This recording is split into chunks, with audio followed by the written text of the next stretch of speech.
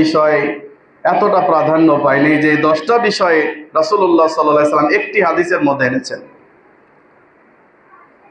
মুআয রাদিয়াল্লাহু তাআলা আনহু থেকে বর্ণিত, তিনি বলেন, আওসানি রাসূলুল্লাহ সাল্লাল্লাহু আলাইহি ওয়াসাল্লাম বিআশরি কালিমাত।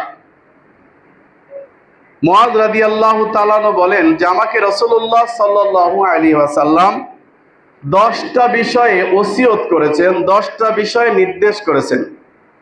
তার মধ্যে 1 নাম্বার হচ্ছে লা তুশরিক বিল্লাহি শাইয়া, তোমরা আল্লাহর সাথে শিরিক করবে না, আল্লাহর সমকক্ষ করবে না।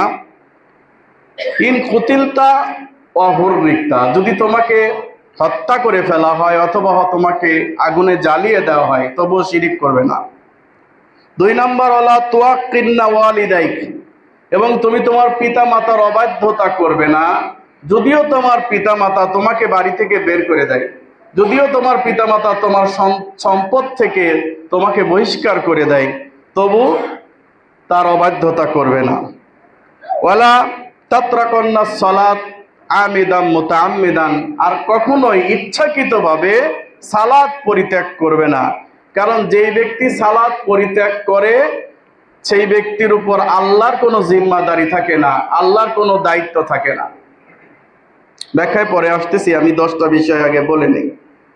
4 নাম্বার, রাসূলুল্লাহ সাল্লাল্লাহু আলাইহি ওয়াসাল্লাম বলছেন, ওয়ালা তাশরাবান্নাল খামরা, আর তোমরা মাদক পান করবে না, মাদক দ্রব্য গ্রহণ করবে না। ফাইন্নাহু রাসা কুল্লি ফাহিশা, কারণ এই মাদক দ্রব্য হচ্ছে অশ্লীলতার মা, অশ্লীলতার মূল।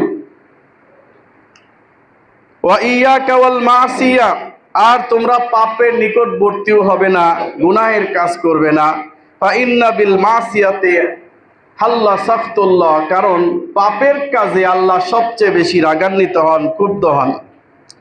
ওয়াইদা আসাবান নাস মাউতুন ওয়া আনতা ফীহিম ফাসবুত ওয়া ইয়াকাল ফিরার মিনাজ জাহফি ওয়া ইন হালাকান নাস, তুমি যুদ্ধের ময়দানে আছো, আর এই যুদ্ধের ময়দানে মুসলমানরা যুদ্ধ করতে করতে শহীদ হয়ে যাচ্ছে, এমনকি সব মানুষও যদি শহীদ হয়ে যায় তবু সেখান থেকে তুমি পালায়ন করবে না।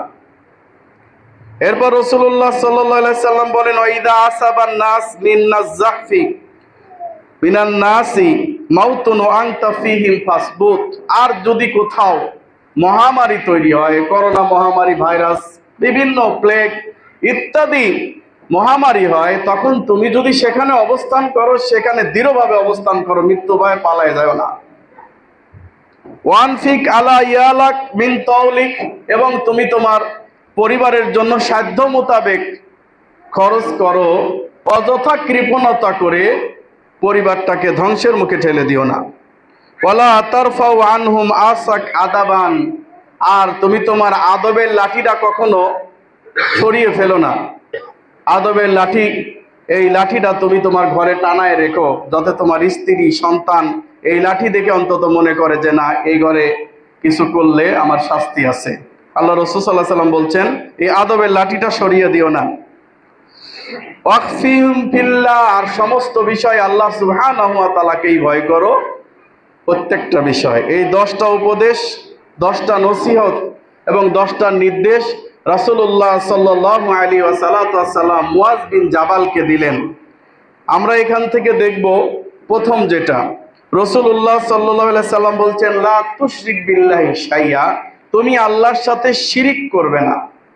ওয়াইন কুতিলতা আও হুররিকতা, তোমাকে যদি হত্যা করা হয় অথবা আগুনে জ্বালিয়ে পুড়িয়ে ছারখার করে দেওয়া হয় তবুও তুমি শিরিক করবে না। তাহলে শিরিক মারাত্মক অপরাধ। আল্লাহ সুবহানাহু ওয়া তাআলা বলেছেন সূরা মাইদা 5 নম্বর সূরা 72 নম্বর আয়াত, ওমা ইউশরিক বিল্লাহ ফাকাদ হারামাল্লাহু আলাইহিল জান্নাহ, যেই ব্যক্তি শিরিক করবে আল্লাহ সুবহানাহু ওয়া তাআলা তার জন্য জান্নাত হারাম করে দিবেন, জাহান্নাম অবধারিত করে দিবেন, এবং এটাই তার স্থান। সূরা নিসা 4 নম্বর সূরার 115 নম্বর আয়াত এবং 48 নম্বর আয়াতে আল্লাহ সুবহানাহু ওয়া তাআলা বলেন, ইন্নাল্লাহা লা ইয়াগফিরু আন ইউশরিকা বিহি, আল্লাহ সুবহানাহু ওয়া তাআলা তার সাথে শিরিক করা সহ্য করেন না, ক্ষমা করেন না।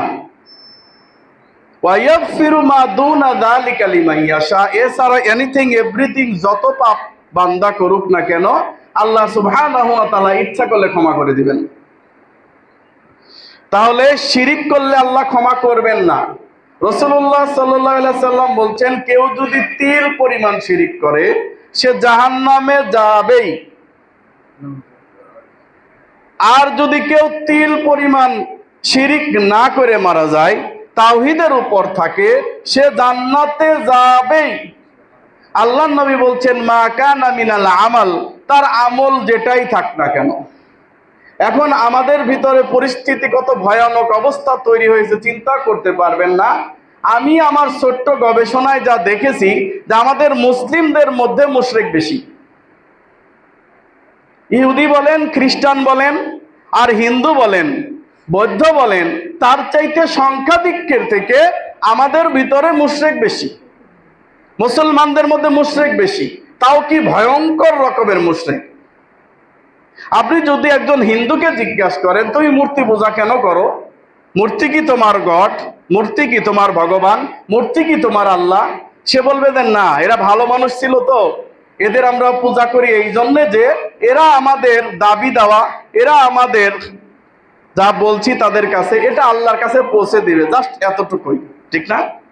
সরাসরি তাদেরকে ভগবান বলবে না, বলবে যে ভগবান তো একজন আছে, কিন্তু এরা তাদের কি শরীক দেবতা, এটাই বলবে। এটা আমার নিজের কথা না, আল্লাহ সুবহানাহু ওয়া তাআলা সূরা জুমার 39 নম্বর সূরার 23 নম্বর আয়াতে বলেছেন, যখন মুশরিকদেরকে জিজ্ঞাসা করা হয় তোমরা এর পূজা কেন করো, তখন তারা বলে লিউকাররিবুনা ইলাল্লাহি যুলফা, এরা আমাদেরকে আল্লাহর নিকট পৌঁছায় দিবে। আল্লাহ সুবহানাহু ওয়া তাআলা নিজে বলছেন আনকাবুত সূরা 29 নম্বর সূরার 65 নম্বর আয়াতে, ওয়াইদা রাকিবু ফিল ফুলকি দাউল্লাহ মুখলিসিনা লাহুদ্দিন, যখন কোনো মানুষ আপনার জাহাজের ভিতরে দুর্ঘটনায় পড়ে যায়, নৌকার ভিতরে দুর্ঘটনায় পড়ে যায়, বাস, ট্রেন বা আপনার বিমানের ভিতরে যখন দুর্ঘটনায় পড়ে যায়, আল্লাহ বলছেন দাউল্লাহ মুখলিসিনা লাহুদ্দিন, তখন তারা একমাত্র আল্লাহকেই ডাকতে থাকে। সে হোক ইহুদি, হোক খ্রিস্টান, হোক মাজুসি, হোক যে কোনো ধর্মের, আল্লাহকেই ডাকে, অন্য কাউকে ডাকে না। ফালাম্মা নাজ্জাহুম ইলাল বার, অতঃপর যখন তাদেরকে পারে নিয়ে এসে ফেরত দেওয়া হয়, পার করে দেওয়া হয়, বিপদ উদ্ধার হয়ে যায়, তখন তারা আবার আল্লাহর সাথে শিরিক করতে থাকে। যেমন একজন ব্যক্তি, সে সুস্থ হয়ে গেল, সুস্থ হওয়ার আগে অসুস্থ আইসিইউতে ছিল, খালি আল্লাহকে ডাকতো, আল্লাহ তুমি আমাকে রক্ষা করো, তুমি আমাকে মাফ করে দাও, তুমি আমাকে সুস্থতা দান করো। এরপর যখন জটিল অপারেশন করে ডাক্তার সাহেব বের করে তাকে সুস্থ হয়ে গেল, তখন সে ডাক্তার সাহেবকে ধন্যবাদ দিয়ে বলতেছে, ডাক্তার সাহেব আপনি না থাকলে আমি বাঁচতাম না। নাউযুবিল্লাহি মিন যালিক। আল্লাহ এটাই বলছেন, ফালাম্মা নাজ্জাহুম ইলাল বার, যখন তারা পারে পৌঁছে যায়, আল্লাহ যখন তাকে বিপদ মুক্ত করে দেন, তখন তারা আবার শিরিক করতে থাকে, ব্যাস। কিন্তু আমাদের মুসলমানদের যারা মুশরিক, তারা কিন্তু বিপদে পড়লে আল্লাহ ডাকে না। আল্লাহ বলছেন পৃথিবীর সব ধর্মের লোক আল্লাহকে ডাকে বিপদে পড়লে, মুশরিক মুসলমানদের মধ্যে যারা অভিনব মুশরিক, তারা আল্লাহকে ডাকে না।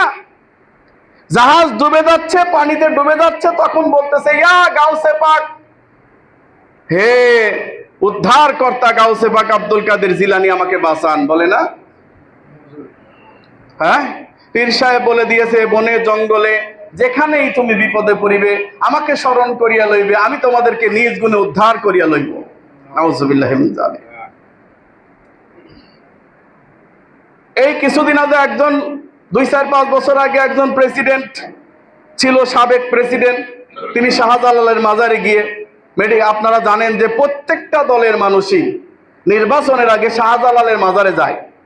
এই শাহজালালের মাজারে গিয়ে কিসের জন্য যায়? মৃত ব্যক্তির কাছে দোয়া চাইতে যায়, যে আল্লাহর কাছে বলে কয়ে আমাদেরকে পাস করায় দিবে নাকি।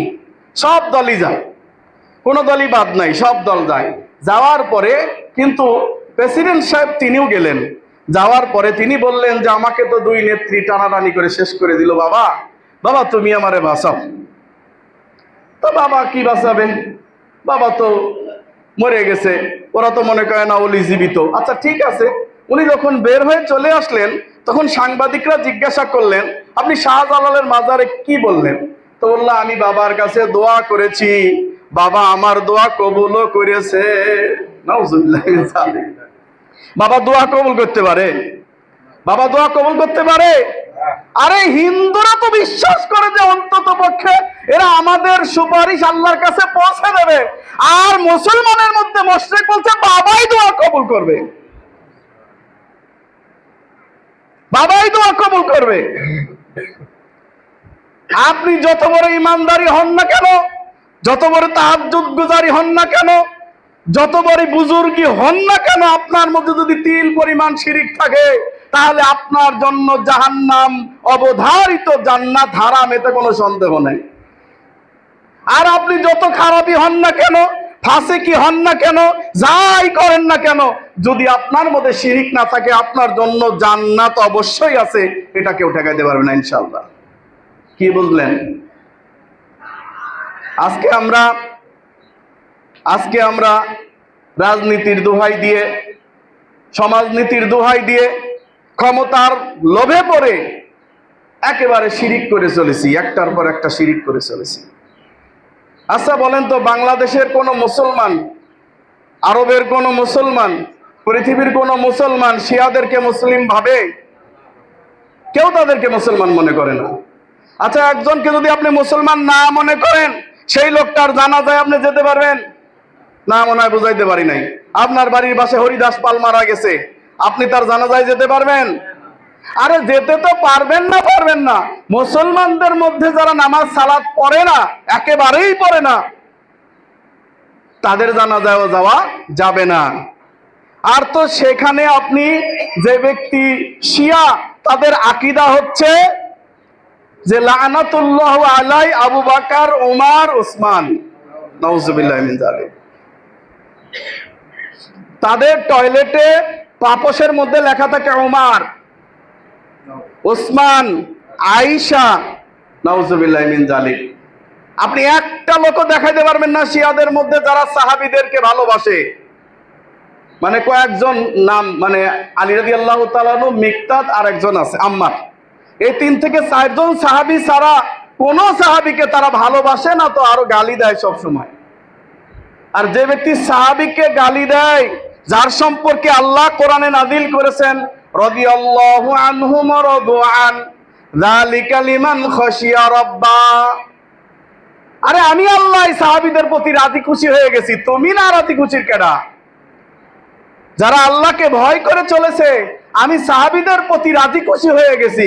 উহুদ আপনার যুদ্ধে, বদরের যুদ্ধে, খন্দকের যুদ্ধে, বদরের যুদ্ধে যতজন সাহাবী অংশগ্রহণ করেছে সবাই জান্নাতি, সুবহানাল্লাহ।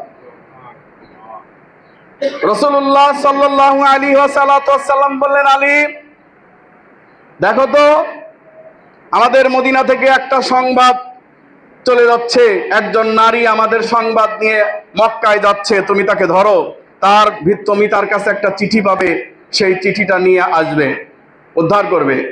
তো তিনি সেই নারীর কাছে গেলেন, তাকে ধরলেন, ধরে নামালেন, নামানোর পরে তাকে বললেন যে তোমার কাছে একটা চিঠি আছে, তুমি বের করে দাও।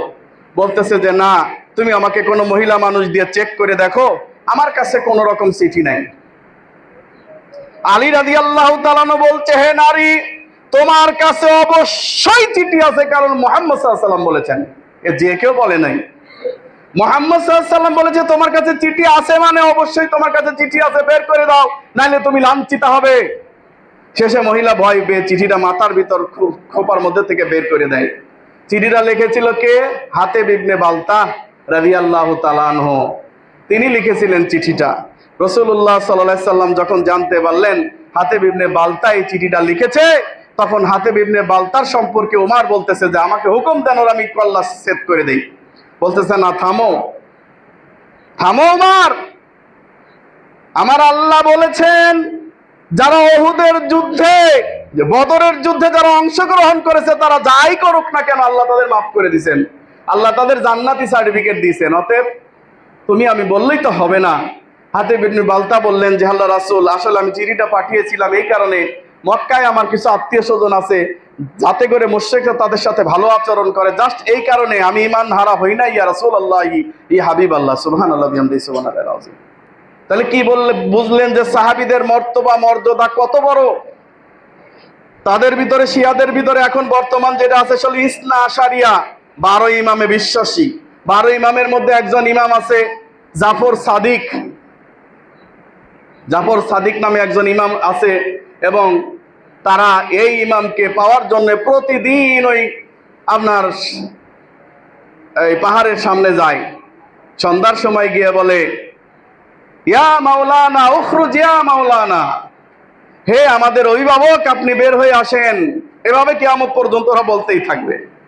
ওরা বিশ্বাস করে যে এই ইমাম এখানে ঢুকেছে, এক সময় আমাদেরকে ত্রাণকর্তা হিসাবে বের হয়ে আসবে। তাদের মধ্যে যে শিরিক আছে, এই শিরিকটা বড় ভয়াবহ ভয়ঙ্কর শিরিক, এবং তারা সুন্নিদেরকে মুসলমান তো মনে করেই না, সুন্নিদের রক্ত, সুন্নিদের সবকিছু তারা জায়েজ মনে করে।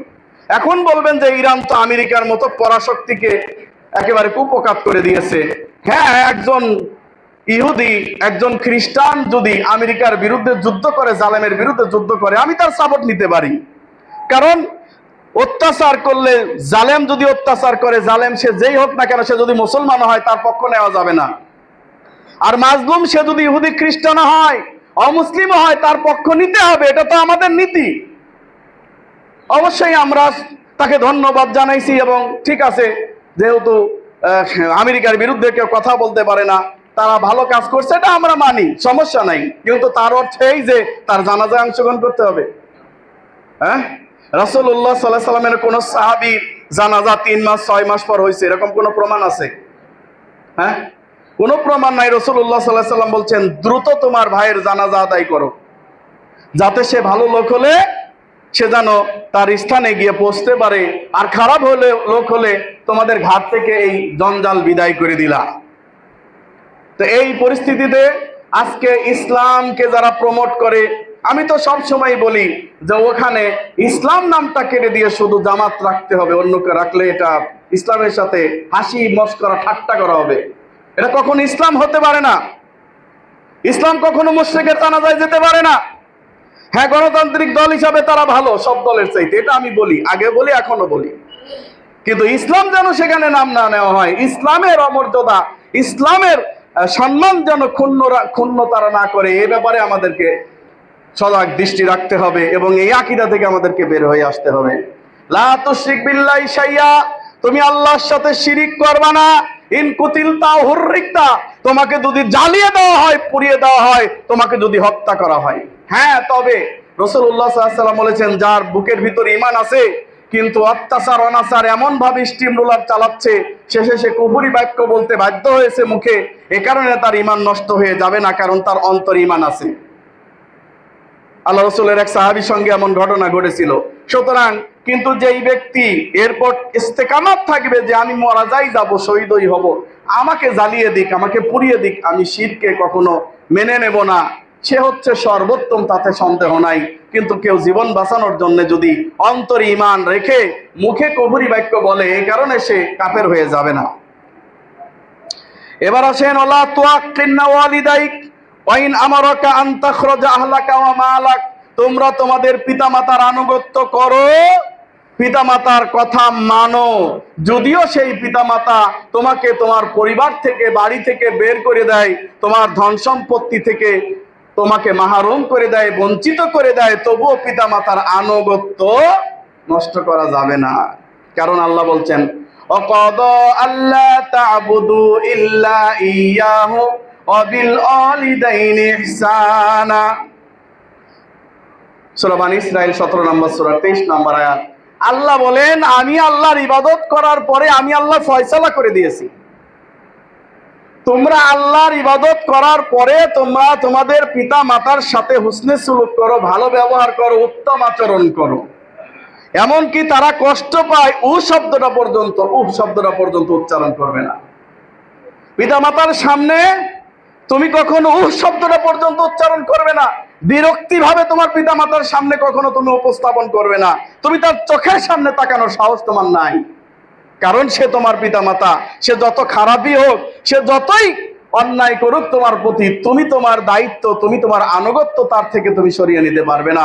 এমনকি পিতামাতা যদি মুশরিক হয়, তবুও তাদের সাথে ভালো আচরণ করতে বলেছেন রাসূলুল্লাহ সাল্লাল্লাহু আলাইহি সাল্লাম। তবে হ্যাঁ, পিতামাতা যদি আপনাকে কোরআন এবং সহিহ হাদিস মানতে নিষেধ করে এবং আপনাকে কুফরি করতে বলে, আল্লাহর আইনের বিরোধিতা করতে বলে, তাহলে এমন পিতামাতার আনুগত্য করা যাবে না। তবে সেই পিতামাতার সঙ্গে এমন কোনো ব্যবহার করা যাবে না যাতে তারা মনে অন্তরে খুবই কষ্ট পায়। আপনার মতো আপনাকে চলতে হবে, পিতামাতার সঙ্গে উত্তম আচরণ করতে হবে। আসেন, বর্তমান একটা ট্রেন্ড চালু হয়েছে, আমরা সবার মুখে একটা ট্রেন্ড চালু হয়েছে কি, যে আমরা একটু কিছু হলেও মাদারবোর্ড, কিবোর্ড, তারপরে আরো কি বকা আছে না, আছে না? এই বকাগুলা দেয় কিনা, এই বকাগুলা দেয় কিনা মানুষ এটা কিছু মনেই করে না। চলতে ফিরতে এই সেই বকা দিচ্ছে, এমনকি বন্ধু বন্ধুকে বকা দিচ্ছে, হাসির ছলে, ঠাট্টার চলে। অথচ সহিহ বুখারীর হাদিসে রাসূলুল্লাহ সাল্লাল্লাহু আলাইহি সাল্লাম বলেছেন, শোনো, তোমরা তোমাদের পিতামাতাকে অভিশাপ করো না, তোমরা তোমাদের পিতামাতাকে গালি দিও না। সাহাবীগণ বললেন, ইয়া রাসূলুল্লাহি, ইয়া হাবিবাল্লাহি, পিতামাতাকে কিভাবে গালি দেওয়া হয়?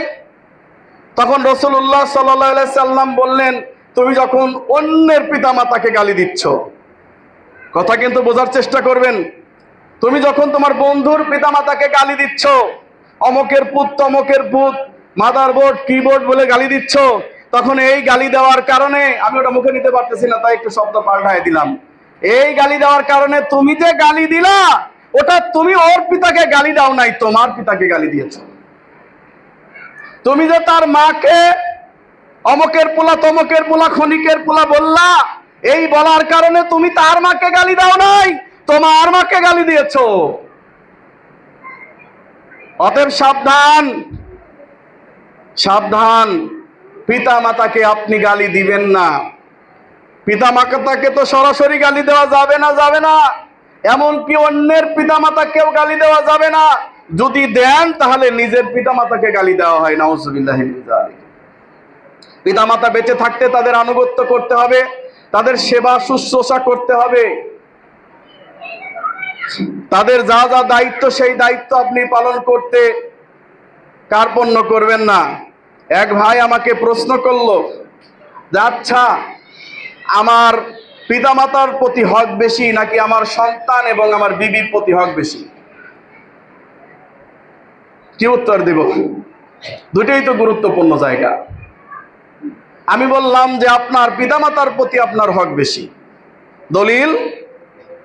আমাকে বলল যে আমি একজনকে জিজ্ঞাসা করেছিলাম, সে উত্তর দিয়েছে যে আপনার পিতামাতার চাইতে আপনার সন্তান সন্ততি স্ত্রী তাদেরকে অগ্রাধিকার, হকের দিক দিয়ে অগ্রাধিকার দিতে হবে, পিতামাতাকে সম্মানের দিক দিয়ে দেন, ঠিক আছে। আর আমি বললাম যে না, পৃথিবীতে যাই ঘটুক না কেন, আপনার পিতামাতা আপনার আগে হকদার। তার মানে আপনার পিতামাতা যদি অভাবে থাকে, খেতে না পায়, আপনার সন্তানেও অভাবে আছে, খেতে না পায়, খাইতে দিবেন কাকে আগে? পিতামাতাকে। দলিল? দলিল ওই যে সহিহ বুখারীর হাদিসটা, 3 ব্যক্তি পাহাড়ের মধ্যে আটকা পড়ে গেল, 3 জন আল্লাহর কাছে তাদের নেক আমলের ওসিলা দিল। একজন নেক আমলের ওসিলা পেশ করলো, যে আল্লাহ, আমি আমার পিতামাতাকে অত্যাধিক ভালোবাসতাম, আমার সন্তানেরা সারাদিন না খেয়েছিল, আমার পিতামাতাও না খেয়েছিল, আমি বাড়িতে এসে ছাগলের দুধ দহন করলাম, দুধ দহন করার পরে দেখলাম আমার পিতামাতা ঘুমিয়ে গেছে, কিন্তু তাদেরকে জাগ্রত করাটা আমি বেয়াদবি মনে করলাম, এজন্য না জাগ্রত করে আমি দাঁড়িয়ে নিলাম দুধের পিয়ালা নিয়ে। এদিকে আমার সন্তানেরা কাঁদতে কাঁদতে কাঁদতে কাঁদতে ঘুমিয়ে গেল, সকাল হয়ে গেল, আমি আমার পিতামাতাকে আমি প্রথমে দুধ পান করালাম, তারপরে আমার সন্তানকে দুধ পান করালাম।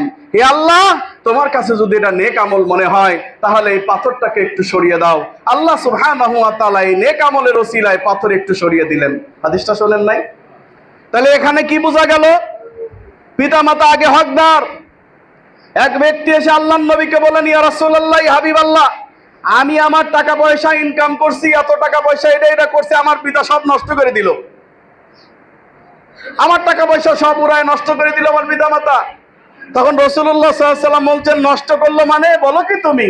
আরে তুমি, আরে তুমি এবং তোমার কামাই সব তোমার পিতার। সুবহানাল্লাহ। তুমি এবং তোমার কামাই সম্পূর্ণ তোমার পিতার। আর তোমার পিতার উত্তম কামাই হচ্ছে তুমি ছেলে। তুমি যা কামাই করবা এটা 100% হকদার তোমার পিতামাতা। পিতামাতা যদি বলে স্ত্রীকে তালাক দিতে হবে, তালাক দিয়ে দিতে হবে। তবে আব্দুল্লাহ ইবনে উমর রাদিয়াল্লাহু তাআলা আনহু কে তার পিতা উমর বলেছিলেন তোমার স্ত্রীকে তালাক দাও। তিনি তখন তার স্ত্রীকে তালাক দিয়েছিলেন। এখন ওমরের মতো তো আমাদের পিতামাতা সবাই না, তাই না? অতএব আমাদেরকে এখানে বিবেচনা করতে হবে দোষটা আসলে কার। পিতামাতা অজ্ঞতা থাকতে পারে বা আমার স্ত্রীরও অজ্ঞতা থাকতে পারে। আমরা সেখানে সুষ্ঠু বিচার করে যদি দেখি আমার পিতামাতারই এখানে সমস্যা, আমার স্ত্রী আসলে সমস্যা নয়, তাহলে তালাক দিতে হবে না। কারণ ওমরের মতো তো আমার পিতামাতা না, এত দূরদর্শী চিন্তা ভাবনা তো তাদের নাই। এজন্য এখানে চিন্তা ভাবনা করতে হবে। আসেন, পিতামাতা বেঁচে থাকাকালীন আপনার কামাই, আপনার অর্থ, আপনার সদ্ব্যবহার সবকিছু পাওয়ার অধিকার আগে রাখে পিতামাতা। তারপরে এনিথিং এভরিথিং আপনার অন্যদিকে দিবেন, সমস্যা নাই। এমনকি পিতামাতা মৃত্যুর পরে ছাড়া যদি ঋণ থাকে তাহলে মৃত্যুর পরে ঋণকে পরিশোধ করার দায়িত্ব আপনার। কথা বুঝতে পারছেন? এক ব্যক্তি বলল, ইয়া রাসূলুল্লাহ, হাবিবাল্লাহ সাল্লাল্লাহু আলাইহি সাল্লাম, আমার পিতামাতা মারা গেছে, মা মারা গেছে, কিন্তু আমার মনে হয় আমি তার সঙ্গে দেখা করতে পারি নাই মৃত্যুর সময়। আমার মনে হয় আমি যদি দেখা করতাম তাহলে আমার মা আমাকে ওসিয়ত করতেন দান সাদকা করার জন্য। তা আল্লাহ নবী, আমি আমার মার পক্ষ থেকে দান সাদকা করতে পারবো কিনা? আল্লাহ নবী সাল্লাল্লাহু আলাইহি সাল্লাম বললেন, হ্যাঁ অবশ্যই তুমি তোমার মায়ের পক্ষ থেকে দান সাদকা করবে। তুমি তোমার মায়ের পক্ষ থেকে দান সাদকা করলে এই দান সাদকার সওয়াব তোমার মায়ের কবরে পৌঁছাবে। বলেন সুবহানাল্লাহ। তোমার মায়ের কবরে পৌঁছাবে। তাবারনী আওসাত তাবারনী কাবাইরের 4458 নম্বর হাদিসে উল্লেখ রয়েছে, রাসূলুল্লাহ সাল্লাল্লাহু আলাইহি ওয়াসাল্লাম বলছেন, যখন পিতামাতার জন্য দান করা হয় আর পিতামাতা যদি কবরের মধ্যে আযাব প্রাপ্ত হয়, আগুন দিয়ে তাদের কবর ভরে যায়, এই দান করার সাথে সাথে কবরের আগুন দপ করে নিভে যায়। বলেন সুবহানাল্লাহ। আজকে আপনার সন্তান আমেরিকায় আছে, কোনো আত্মীয় স্বজন বড় অন্য দেশে আছে, মোবাইল সামনে নিবেন, সেকেন্ডের ভিতরে আপনার ছেলে সন্তান মেয়ে সন্তানকে সঙ্গে সঙ্গে সরাসরি কথা বলতে পারেন কি পারেন না? পারেন। কিন্তু আপনার পিতা, আপনার মা, আপনার আত্মীয় স্বজন আপনার বাড়ির পাশের কবরে শুয়ে আছে, দিনের পর দিন চলে গেছে, বছরের পর বছর চলে গেছে, কোনো যোগাযোগ নাই, কোন রকম ভিডিও কনফারেন্স তো দূরে থাক, কোনো কথা তাদেরকে শোনাতে পারেন না। পারেন কি? পারেন না। আজকে একমাত্র তাদের সাথে যোগাযোগের দুইটা মাধ্যম আছে। একটা মাধ্যম হচ্ছে স্বপ্নের মাধ্যমে রুহের সাথে রুহের যোগাযোগ হয়। কথা বুঝতে পারছেন? আর একটা মাধ্যম হচ্ছে দান সাদকার মাধ্যমে। যদি আপনি আত্মীয় স্বজন আপনার বাবার পক্ষ থেকে, মায়ের পক্ষ থেকে দান করেন, তাহলে আল্লাহ সুবহানাহু ওয়া তাআলা তাদের কবরটাকে আযাব মুক্ত করে দিবেন। বলেন সুবহানাল্লাহ। এই একটি মাত্র লাইন ছাড়া আপনার পিতামাতার কবর আযাব মাফ করার আর কোনো ওয়ে নাই। অর্থাৎ চলন্ত অবস্থায় কিন্তু তারা বেঁচে থাকতে যদি মসজিদ করে যায়, মাদ্রাসা করে যায়, ফাউন্ডেশন করে যায়, ইসলামের জন্য কিছু করে যায়, শরিয়তের জন্য কিছু করে যায়, গাছ লাগায় যায়, কালভার্ট করে যায়, পুস্তক লিখে যায়, ছাত্র তৈরি করে যায়, এদের দোয়া সাদকায়ে জারিয়া হিসাবে তার কবরে যাবে। বলেন সুবহানাল্লাহ। কিন্তু একেবারে নগদে আপনি যদি আপনার পিতামাতার পক্ষ থেকে দান করেন তাহলে সেখানে পৌঁছাবে। তাহলে আমরা বুঝতে পারলাম এই পৃথিবীতে আল্লাহর ইবাদত করার পরে সর্বপ্রথম যাদের আনুগত্য করতে হবে, যাদের কথা মেনে চলতে হবে, তিনারা হচ্ছে পিতামাতা। রাসূলুল্লাহ সাল্লাল্লাহু আলাইহি সাল্লাম বলছেন, তোমার পিতার সন্তুষ্টি রয়েছে তোমার জান্নাত, তোমার পিতার অসন্তুষ্টি রয়েছে তোমার জন্য জাহান্নাম। হুমা নারুকে হুনা জান্নাতুকে, এই হুমা নারুকা হুমা জান্নাতুকা, তোমার পিতাই তোমার জান্নাত, তোমার পিতাই তোমার জাহান্নাম। আল জান্নাতু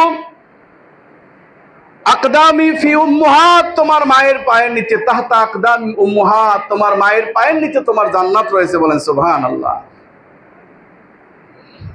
ইয়াস বিন মুয়াবিয়া রাদিয়াল্লাহু তাআলা আনহু, তিনি তাওয়াফ করতেছিলেন। এক লোক তার মাকে নিয়ে কাঁধের মধ্যে করে নিয়ে মক্কায় তাওয়াফ করতেছে।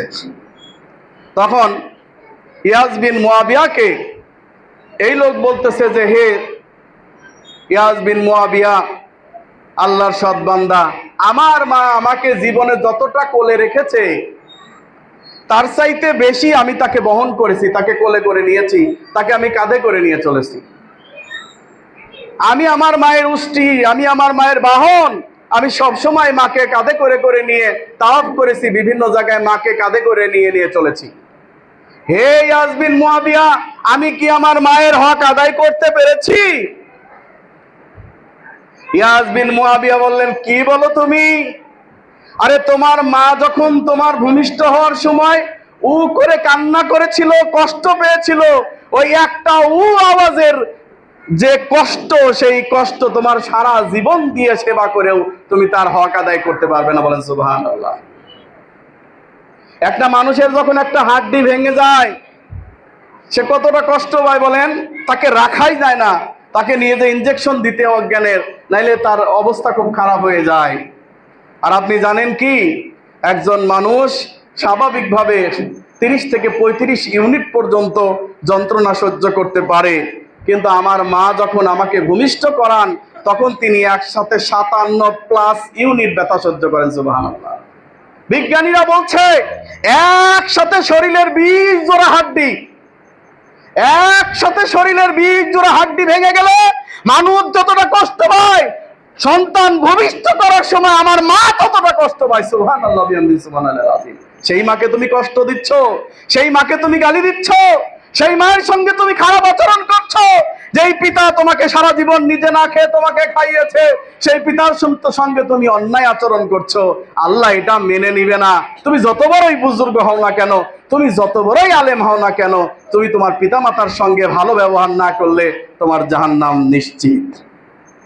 এবার আছেন রাসূলুল্লাহ সাল্লাল্লাহু আলাইহি সাল্লাম বলছেন, ওয়ালা তাতরুকান্না সালাতান মাকতুবাতান মুতাআম্মিদান ফা ইন্না মিমান তারাকা সালাত মাকতুবাতান মুতাআম্মিদান ফাকাদ বারিতা মিনহু জিম্মাতুল্লাহ। শোনো, কখনো তোমরা সালাতকে ইচ্ছাকৃত কোনো সালাত পরিত্যাগ করবে না, নামাজ পরিত্যাগ করবে না। যেই ব্যক্তি ইচ্ছাকৃত নামাজ পরিত্যাগ করে, সালাত পরিত্যাগ করে, ওই ব্যক্তির উপর থেকে আল্লাহর নিরাপত্তা উঠে যায়। রাসূলুল্লাহ সাল্লাল্লাহু আলাইহি সাল্লাম বলছেন, বাইনার রাজুলে ওয়াল কুফরি ওয়াশ শিরকি তারকুস সালাত। একজন মুমিন বান্দা এবং সাধারণ মানুষের মধ্যে পার্থক্য হচ্ছে, মুশরিকের মধ্যে পার্থক্য হচ্ছে, যেই ব্যক্তি সালাত আদায় করে না সে মুশরিক। কথা বুঝতে পারছেন? যে ব্যক্তি সালাত আদায় করে না কি, সে মুশরিক। রাসূলুল্লাহ সাল্লাল্লাহু আলাইহি সাল্লাম আরো বলছেন, লা তুশরিক বিল্লাহি শাইআও ওয়ালা তাতরুকুস সালাত আমিদান মুতাআম্মিদান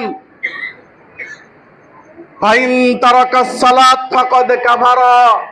শোনো, আল্লাহর সাথে শিরিক করবে না, আর কখনোই তোমার সালাত ইচ্ছাকৃত পরিত্যাগ করবে না। যেই ব্যক্তি ইচ্ছাকৃত সালাত পরিত্যাগ করে সে কাফের হয়ে যায়। রাসূলুল্লাহ সাল্লাল্লাহু আলাইহি সাল্লাম বলছেন, আশহাদু আল্লা ইলাহা ইল্লাল্লাহ আনুকাতিলান নাস হাত্তা আইয়াশহাদু আল্লা ইলাহা ইল্লাল্লাহ ওয়া ইকামাতিস সালাহ। রাসূলুল্লাহ সাল্লাল্লাহু আলাইহি সাল্লাম বলছেন, আমার আল্লাহ আমাকে অর্ডার করেছেন, আমার আল্লাহ আমাকে অর্ডার করেছেন, নির্দেশ দিয়েছেন, শোনো, ততক্ষণ পর্যন্ত তাদের সাথে তোমার যুদ্ধ চলবে, ততক্ষণ পর্যন্ত তাদের সাথে তোমার কিতাল চলবে, হাত্তা ইয়াশহাদু আল্লা ইলাহা ইল্লাল্লাহ, যতক্ষণ পর্যন্ত না তারা স্বীকার করবে যে আল্লাহ ছাড়া কোনো হক মাহবুদ নাই, ইলাহ নাই। ওয়া ইকামিস সালাত, এবং সালাত কায়েম করবে। তুমি যে সাক্ষ্য দিলে যে আল্লাহ ছাড়া কোনো হক, ইলাহ নাই, মাহবুদ নাই, তার প্রথম প্রমাণ হচ্ছে তুমি আল্লাহকে সিজদা করবে। তার প্রথম প্রমাণ হচ্ছে তুমি সালাত আদায় করবে। তুমি স্বীকার করো আল্লাহ এক, আল্লাহ ছাড়া কোনো ইলাহ নাই, তুমি সালাত আদায় করো না, তোমার ওই ঈমানের কোনো মূল্য নাই। কথা বুঝতে পারছেন? সালাত হচ্ছে উম্মুল ইবাদা, ইবাদতের মূল। সর্বপ্রথম এই পৃথিবী থেকে যেটা শেষ হয়ে যাবে কিয়ামতের আগে, সেটা হচ্ছে ইসলামী শাসন ব্যবস্থা, খেলাফা থাকবে না। 2 নাম্বার সালাত। সালাত যখন শেষ হয়ে যাবে তখন কিয়ামত অনুষ্ঠিত হয়ে যাবে। যখন আর মানুষ সালাত আদায় করবে না তখন কিয়ামত হয়ে যাবে। সর্বশেষ যে রশি চিহ্ন হবে তা হচ্ছে সালাত। উমুদুহুস সালাত, সালাত হচ্ছে ইসলামের স্তম্ভ। হযরত উমর ফারুক রাদিয়াল্লাহু তাআলা বলতেন, লা ইসলাম লিমান লাম সালাত, তার কোনো ইসলামই নাই, সে মুসলমানই হতে পারে না যার সালাত নাই। লা ইয়ারাউনা শাইয়ান মিনাল আমালি কুফরু গায়রাস সালাত। আল্লাহর নবী সাহাবীরা কাউকে কাফের মনে করতেন না যতক্ষণ না সে সালাত পরিত্যাগ করত। অর্থাৎ যে ব্যক্তি সালাত পরিত্যাগ করত সাহাবীরা তাকে কাফের মনে করত। ইমাম আহমদ ইবনে হাম্বল এবং ইমাম শাফি, ইমাম মালিক এরা সবাই একযোগে বলেছেন, কি বলেছেন? যেই ব্যক্তিকে ডাকা হবে সালাতের জন্য, আসো সালাত আদায় করো, কিন্তু সে ব্যক্তি সালাত আদায় করে না, তাকে বলা হবে হয় সালাত আদায় করো আর নাইলে মৃত্যুর জন্য প্রস্তুতি হও। ফাকতুলু বিসাইফে, তাকে তরবারি দ্বারা হত্যা করে ফেলতে হবে। ইমাম আবু হানিফা রাহিমাহুল্লাহ তিনি বলেছেন তাকে জেলখানায় আটকায় রাখতে হবে।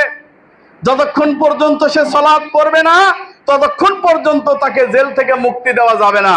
এটা ইমাম আবু হানিফার ফতোয়া। কিন্তু বাদ বাকি তিন ইমামের মুত্তাফাক ফতোয়া হচ্ছে এদেরকে হত্যা করে দিতে হবে। তাহলে সালাত গুরুত্বপূর্ণ একটা ইবাদত, আর সেই সালাত আল্লাহ এবং তার রাসূলের তরিকাতেই আদায় করতে হবে। এবার আসেন, রাসূলুল্লাহ সাল্লাল্লাহু আলাইহি ওয়াসাল্লাম বলছেন, ওয়ালা তাশরাবান্নাল খামরা ফাইন্না রাসা কুল্লু ফাহিশা। আর তোমরা মাদক পান করবে না, মাদক পান করবে না, কারণ এই মাদক হচ্ছে সব অশ্লীলতার মূল। আজকে পিতা মাতার সঙ্গে খারাপ আচরণের মূল কারণ হচ্ছে ছেলেটা মাদক সেবী। আমাদের দেশে বহু জায়গায় ঘটনা ঘটেছে যে সন্তান তার মাকে পিটাইছে, সন্তান তার মাকে হত্যা করেছে, সন্তান তার পিতাকে হত্যা করেছে, অথবা পিতা বাধ্য হয়ে সন্তান মাদকাসক্ত হওয়ার কারণে তাকে হত্যা করেছে। এরকম ঘটনা অহরহ ঘটছে কি ঘটছে না? যে ব্যক্তি মাদক পান করবে তার মধ্যে থেকে তার ব্রেন সম্পূর্ণ ধ্বংস হয়ে যাবে। সে যা খুশি তাই করতে পারে, তার কাছে কোনো কিছুই কঠিন মনে হবে না, সবকিছু পাপের কাজ তার সহজ মনে হয়ে যাবে। এজন্য রাসূলুল্লাহ সাল্লাল্লাহু আলাইহি ওয়াসাল্লাম বলছেন যে মাদক পান করা হচ্ছে উম্মুল খাবাইস, সবচাইতে নিকৃষ্ট কাজ, সবচাইতে ফাহিশা কাজ। আর এটা দ্বারাই যত অশ্লীলতা, অন্যায়, অনাচার এই সমাজের বুকে ঘটে চলে। কিন্তু দুঃখের বিষয়, আনন্দের বিষয় হচ্ছে আমাদের নেতৃবৃন্দরা এখন মাদকের বিরুদ্ধে যুদ্ধ ঘোষণা করেছে। চলো যাই যুদ্ধে মাদকের বিরুদ্ধে। মাশাআল্লাহ, খুব ভালো। আমি তাদেরকে ধন্যবাদ জানাইছি, সাপোর্ট দিছি, আরো দেবো ইনশাআল্লাহ। কিন্তু তোমার বিড়িটা মুখে থেকে যখন এই কথাটা বলো, সিগারেটটা ফুঁকো আর বলো চলো যাই যুদ্ধে মাদকের বিরুদ্ধে, তখন আমার মনে হয় তুমি তোমার সাথেই শয়তানিটা করছো। কারণ এই সিগারেট হচ্ছে মাদকের প্রবেশদ্বার। তুমি দরজাটাকে খোলা রেখে, প্রবেশদ্বারকে খোলা রেখে তুমি মাদক নির্মূল করবে, কোনোদিন সম্ভব হবে না। আগে এই বিড়ি, সিগারেট, জর্দা এইগুলার থেকে আগে মানুষকে বিরত রাখতে হবে। যদি রাখতে পারেন তাহলে মাদকের বিরুদ্ধে যুদ্ধ আপনারা সাকসেসফুল হবেন, নইলে কোনোদিনও সম্ভব নয়। বলবেন হুজুর বিড়ি, সিগারেট, জর্দা, গুল এগুলা হারাম, আপনি কই পেলেন? তো আমি তাদেরকে সরাসরি উত্তরের পৃষ্ঠে উত্তর দেই এইটা যে ইয়াবা, তারপরে হিরোইন, তারপরে বিভিন্ন এই যে মাদকের, এগুলা হারাম, আপনি কই পেলেন? আছে? হ্যাঁ? অথবা মদই কোরআনে হারাম করেছে, সরাসরি কোথায় দেখান? বলবেন হুজুর আমার কেমন কথা কন, মদ তো হারাম কোরআনে আছে, কই আছে দেখান? বলবে কেন আপনি পড়েন নাই? ইয়াসআলুনাকা আনিল খামরি ওয়াল মাইসির। ওই যে আল্লাহ বলছেন মাইদা সূরা 5 নম্বর সূরা 90-91 নম্বর আয়াতে যে হে নবী আপনাকে তারা মদ এবং জুয়া সম্পর্কে জিজ্ঞাসা করে। আমি বললাম মদ অনুবাদ কে করেছে? এটা তো মদ অনুবাদ হবে না। মদের আরবি কি? এখানে মাদ্রাসার ছাত্র আছে নাকি? কেউ টিচাররা আছে নাকি? দু একজন। আচ্ছা, মদের আরবি কি? শারাব। মদের আরবি কি? শারাব। মদের আরবি কি? খমর? না, মদের আরবি খমর নয়। খমর শব্দের অর্থ যাবতীয় মাদক, মদও তার মধ্যে অন্তর্ভুক্ত। কথা বুঝতে পারছেন? আল্লাহ তাআলা এত বোকা না যে খালি মদের কথা বলবে। বুঝতে পারছেন? আল্লাহ খমর শব্দের অর্থ বলেছেন কেন? কারণ যাবতীয় মাদক হারাম। এবার আসেন সূরা আরাফ 7 নম্বর সূরার 157 নম্বর আয়াতে আল্লাহ সুবহানাহু ওয়া তাআলা বলছেন ইউহিল্লু লাহুমুত তাইয়্যিবাত ওয়া ইউহাররিমু আলাইহিমুল খাবাইস। আমি তোমাদের জন্য পবিত্র বস্তু হালাল করিয়াছি, অপবিত্র বস্তু আমি তোমাদের জন্য হারাম করিয়াছি। এবার আসেন তো, একজন বিড়িখোর সিগারেটখোর পাগলকে জিজ্ঞাসা করেন তো, এই যে তুমি যে বিড়ি সিগারেট খাও, এটা কি পবিত্র বস্তু? বলবে না হুজুর, খাই অভ্যাস করছে, এটা পবিত্র বস্তু না। সুতরাং কোরআনের এই আয়াত দ্বারা প্রমাণিত এটা হারাম, আল্লাহ নিজে হারাম করেছেন। রাসূলুল্লাহ সাল্লাল্লাহু আলাইহি ওয়াসাল্লাম বলছেন, ইবনে মাজাহ মিশকাতে 36-29 নম্বর হাদিস, কুল্লু মুসকিরিন হারামুন, প্রত্যেক মাদক দ্রব্যই হারাম। মাসকারা কাসীরুহু ফাকালিলু হারামুন, রাওয়াহু মুসলিম। যা মাদকতা সৃষ্টি করে তার কম পরিমাণও হারাম। আহমদ মিশকাতের 42-29 নম্বর হাদিসে রাসূলুল্লাহ সাল্লাল্লাহু আলাইহি ওয়াসাল্লাম বলছেন, আশরাবান নাস মিন উম্মাতিল খামরি ইউসাম্মুনাহা বিগাইরি ইসমিহা, আমার উম্মত খমর মদের নাম চেঞ্জ